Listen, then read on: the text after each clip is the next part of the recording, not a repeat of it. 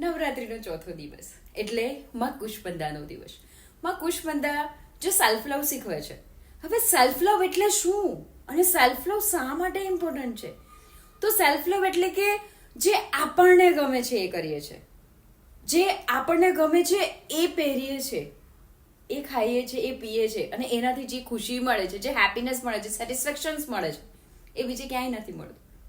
રોજબરોજની જિંદગીમાં આપણે એવું ઘણું બધું સેક્રિફાઈસ કરતા હોઈએ છીએ જે આપણને નથી ગમતું છતાં આપણે કરીએ છીએ. But I feel like that, really I feel like that કે વીકમાં એકવાર કે પછી 3 દિવસે એકવાર આપણને ગમતું કરવું જોઈએ. એ છે સેલ્ફ લવ. ઇમ્પોર્ટન્ટ એટલા માટે છે કે આપણી હેપીનેસ, આપણે શેમાં ખુશ છે, આપણને શેમાં ખુશી મળે છે એ કરવું, એ ઇમ્પોર્ટન્ટ છે.